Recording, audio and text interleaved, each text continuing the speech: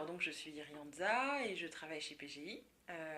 PGI qui est une société américaine qui fournit des solutions de communication de groupe, de réunions à distance. Je suis chasseuse. C'est le terme utilisé de plus en plus pour ceux qui vont aller chercher le nouveau business, qui vont aller prospecter, ce qui peut se faire évidemment par téléphone, donc on peut vendre par téléphone, et ce qui aussi peut se faire en face à face, puisque le téléphone dans ce cas-là aura été l'occasion de fixer les premiers rendez-vous, ce qui est aussi une autre paire de manches au niveau de la prospection commerciale. La première chose, c'est l'argument. Il faut vraiment qu'il soit au plus proche du besoin du client. Donc le travail qu'on aura fait au préalable, évidemment, est important, mais il faut l'avoir écouté, il faut l'avoir bien entendu, l'avoir bien compris pour pouvoir présenter le premier argument qui soit réellement proche de son besoin. Le deuxième, c'est réellement surtout le faire un par un, ne pas l'assommer, le client. Il faut vraiment que vous soyez très clair, il faut que ce soit un point particulier par rapport à un besoin particulier.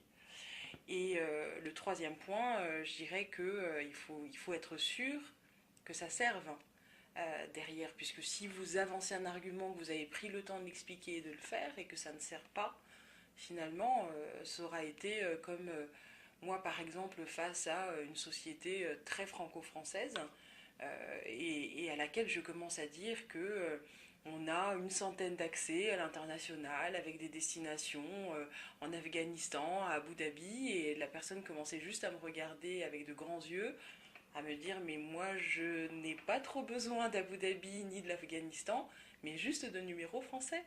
Donc il faut toujours se recadrer par rapport aux besoins réels du client et à quoi ça lui sert lui de son côté. Un autre exemple, bah écoute, moi je pense à un des clients récents que l'on a signé, qui est une société d'assurance et pour laquelle il a fallu déployer la solution PGI vers 3000 postes.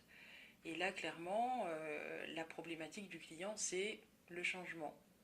C'est comment on va faire face à cette nouvelle implémentation et ces nouveaux outils. Et donc le point clé de mon côté à un moment donné, c'était de dire la formation, l'assistance, l'accompagnement pendant une certaine période, pendant plusieurs phases, pour réellement faire en sorte que l'adoption de l'outil soit au rendez-vous. Et au final, je n'avais pas forcément pensé à cet argument-là au début, puisque des arguments sur nos produits, sur la société, on en a un certain nombre. Et c'est là où il faut rester à l'écoute et en même temps avoir cette souplesse et cette adaptabilité-là de notre côté en tant que commercial pour faire en sorte de ressortir le point clé qui fera que justement on touche réellement au but et on touche le client et que ce soit la dernière ligne droite pour avoir la signature. Et d'ailleurs, après, évidemment, on a eu l'occasion de lui apporter quelques cas clients. Il a demandé à avoir des témoignages, ce que l'on a fait, par rapport à cette typologie de problématique-là. Mais en tous les cas, le point clé, c'est de se dire qu'il faut toujours être en équilibre entre l'écoute du client et en même temps, de notre côté, le travail de tout le portefeuille d'argumentation qu'on peut avoir et de trouver le bon pour pouvoir le signer. Voilà. One, two, one, two.